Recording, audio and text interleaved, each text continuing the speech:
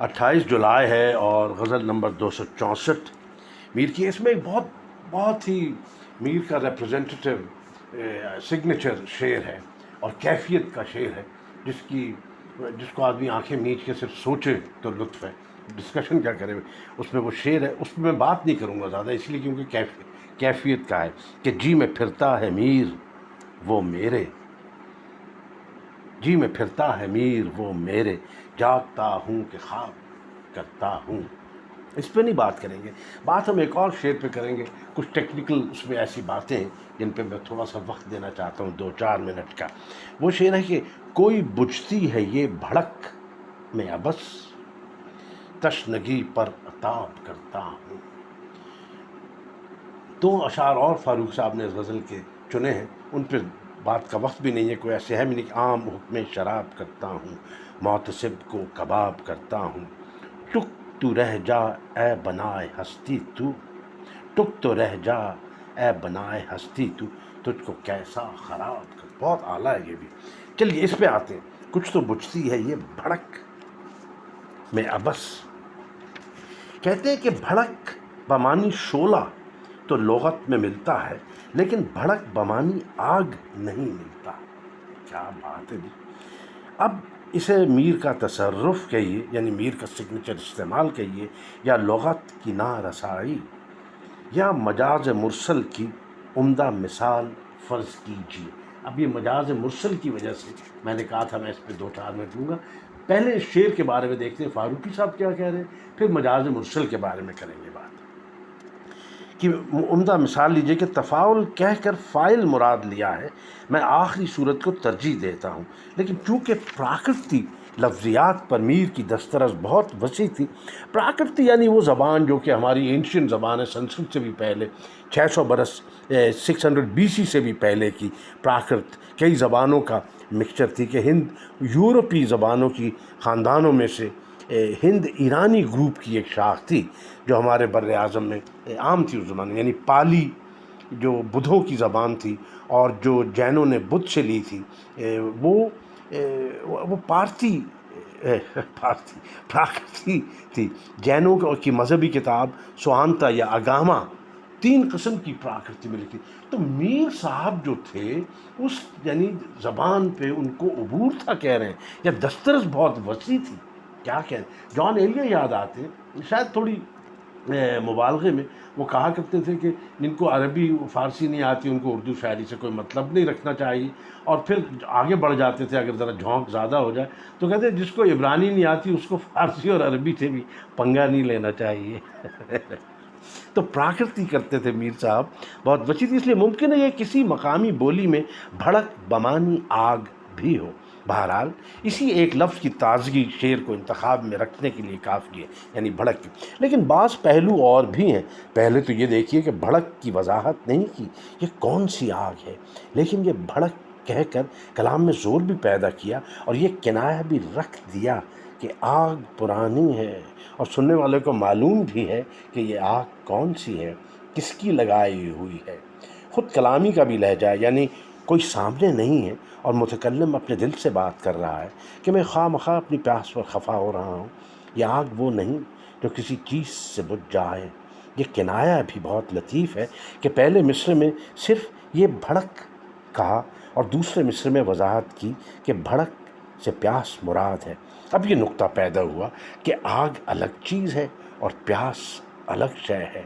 پیاس اس لیے لگی ہے کہ دل میں آگ لگی ہوئی ہے. آگ بجھے تو پیاس بجھے. محض پیاس پر خفا ہونا بے معنی ہے. پیاس تو آگ کا تفاعل ہے. تفاعل یعنی انٹریکشن. ہیومینٹیز میں سوشالوجی میں انٹریکشن کو کہتے ہیں, سمبیوسس کو بھی کہتے ہیں, جس کی وجہ سے ہو. تفاعل ہے, خود مختار نہیں. آگ تو بجھنے والی ہے نہیں, لہٰذا شعر میں عجب مایوسی اور بیچارگی ہے. لیکن یہ مایوسی اور بیچارگی کسی ماتم یا نالہ و زاری کو راہ نہیں دیتی, بلکہ اس میں ایک طرح کا اقبال ہے. اور یہ اقبال بھی کشمکش کے بعد یعنی ایکسیپٹنس کے بعد پیدا ہوا ہے. پہلے تو پیاس بجھانے کی کوشش, مثلا دل کو کہیں اور لگانا چاہا, یا کار دنیا میں منہمک کرنا چاہا, یا شعر و شاعری سے دل بہلانا چاہا. جب اس میں کامیابی نہ ہوئی تو پیاس پر خفا ہوئے، اسے خشم و برہمی کے ذریعے ڈرانا اور کم کرنا چاہا، مثلا ضمیر نے ملامت کی یا خود کو دھمکی دی کہ اگر پیاس نہ بجھے گی تو نتیجہ برا ہوگا وغیرہ۔ جب یہ سب تدبیریں کارگر نہ ہوئیں تو اس نتیجے پر پہنچے کہ اب اپنی تقدیر کو قبول ہی کرنا ہوگا۔ یہ آگ تو بجھنے والی نہیں، میں فضولی تشنگی پر برہم ہو رہا ہوں۔ کوئی بجھتی ہے کا فکرہ، یعنی کوئی بجھتی ہے کا یہ فکرہ بھی بہت بلیغ ہے، کیونکہ اس میں سب امکانات ہیں۔ مجھے کہتے ہیں نا کہ کوئی بجھتی ہے، اس کے کئی معنی ہیں۔ بھڑک میں ابس، یعنی کیا کیا ہے، کیونکہ اس میں آگ سے آگ اپنے آپ بجھ جائے گی، کوئی بجھتی ہے یعنی کچھ دیر میں بجھتی ہے، اور کوئی اور آ کر اسے بجھا دے گا۔ کوئی بجھتی ہے یعنی کوئی آئے گا اور بجھ جائے گی، اور میں کوشش کروں تو بجھ جائے گی۔ لطف یہ کہ آگ کی نوعیت ابھی واضح نہیں ہوئی، سب امکانات موجود ہیں۔ بہت عمدہ شعر ہے۔ اب یہ مجاز مرسل صاحب، مجھے اردو میں یہ ٹرم نہیں پتہ تھی، میں نے ذرا دیکھا تو پتہ لگا کہ یہ علم بیان جو اردو، سب سے پہلے مجھے احمد مشتاق نے بتایا تھا 30 برس پہلے، جب میں گریجویٹ اسکول گیا تھا، کہ ریٹرک پڑھتا ہوں۔ میں نے کہا یہ پتہ نہیں کیا چیز ہے، انہوں نے مجھے اس میں ڈھونک دیا۔ کہتا ہے یار یہ پڑھو، یہ بڑا اچھا ہے، یہ علم الکلام ہے۔ یہ میں نے کہا پتہ نہیں، علم الکلام کوئی عربی کی چیز ہے، ظاہر ہے وہاں سے بورو کیا تھا، لیکن ان کو معلوم تھا۔ تو پتہ لگا کہ علم بیان جو ہے، علم بیان، علم کلام، اس کی ایک ٹرم ہے مجاز مرسل، جو کہ ہم انگریزی میں ریٹورک میں اس کو میں نے پڑھ رکھا تھا۔ یعنی دو ٹرمز ہیں۔ جب آپ کہتے ہیں سب شاعری کے لیے سب سے اہم چیز اس کی نغمگی کے کی ایک سائڈ ہے، لیکن معنویت کے لیے استعارہ ہے، یعنی میٹافور کے اوپر ہے۔ کتابوں پہ کتابیں، ارسطو نے کہا تھا سب سے بڑا کام ہے نیا استعارہ، نیا میٹافور کریٹ کرنا۔ بڑے لوگوں نے اس کے اوپر کام کیا، کتابیں لکھی، اسپیشلائز کیا۔ تو جیسے میٹافور اور سملی ہیں، اسی طرح سے اس کی اگلی سٹیج اس کو اور سمجھنے کے لیے میٹونمی، METONYMY، اور سنکٹگی ایک ٹرم ہے، بڑی فنی سی، لوگ اس کے ساتھ بڑا مذاق بھی کرتے ہیں۔ تو یہ دو ٹرم جو تھی، سنکٹگی اور میٹونمی، یہ تقریباً ایک ہی چیزیں ہیں، SYNECDOCHE۔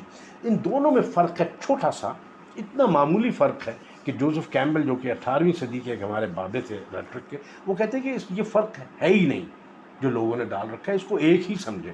تو سنکٹگی میں ہوتا ہے کہ ایسی فگر آف اسپیچ، یعنی ایسا میٹافور جس میں ایک حصہ کمپلیٹ کے لیے، پورے کے لیے استعمال کیا جائے۔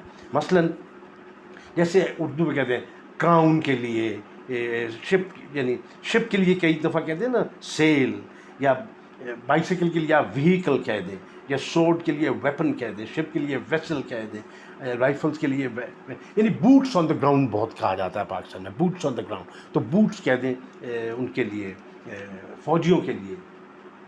اور میٹونمی جو ہوتا ہے اس میں substitution of some attribute for suggestive word ہوتا ہے۔ ایٹریبیوٹ، اب ایٹریبیوٹ کیا ہے جی؟ ایٹریبیوٹ ہے کہ براس جیسے آپ استعمال کر دیں ملٹری آفیسرز کے لیے، تو وہ ہو جائے گی۔ تو اس میں اس طرح کا مجاز مرسل جو ہے، یہاں پہ وہ کہہ رہے ہیں کہ جو ہے اپنا بھڑک جو ہے، یہ مجاز مرسل کے طور پہ استعمال کیا گیا ہے اس میں، کہ جب لفظ اپنے حقیقی معنوں کی بجائے مجازی معنوں میں اس طرح استعمال ہو کہ ان کے حقیقی اور مجازی معنوں میں تشبیہ کا تعلق نہ ہو بلکہ کوئی اور ہی تعلق ہو۔ اس میں ایک شعر ہمیں یاد ہے کہ میرے رونے کی حقیقت جس میں تھی، ایک مدت تک وہ کاغذ نم رہا۔ اب کاغذ جو ہے وہ it stands for the whole story, کہ میری کہانی تازہ رہی، کہ میرے رونے کی حقیقت جس کہانی میں تھی وہ کاغذ نم رہا، یعنی ہیر رانجھا کی جو کہانی ہے وہ نم رہی، وہ کاغذ نم رہا۔ جیسے انک ہم کبھی کبھی کہہ دیتے ہیں کہ باڈی انک واز اسپل، یعنی بہت کچھ لکھا گیا اس کے اوپر۔ یہ صاحب میں نے سوچا اس کے اوپر تھوڑی سی بات کر دوں، ہے تھوڑی سی آؤٹ آف دا وے چیز، لیکن یہ مجاز مرسل صاحب جیسے پیراڈاکس کے لیے استعمال ہوتا ہے اردو میں قول محال، مجھے نئی بات تھی، مجھے نہیں پتہ تھی یہ بات، کہ جب تک میں نے یہ فاروقی صاحب کی ساری کتاب کو کھودنا نہیں شروع کیا تھا۔ تو اس ٹرم جو ہے میرا خیال ہے وہ جو نظامیہ وغیرہ کا جو کورس وغیرہ ہوتا ہے اس پہ پڑھائی جاتی ہے، وہ ہم نے پڑھا نہیں، جہالت ہے، تو یہ ادھر ادھر سے ہم پکڑ لیتے ہیں، جس کو کہتے ہیں نا اسکیچی، وہاں پہ امریکہ میں کہتے ہیں I have a very sketchy knowledge about this thing.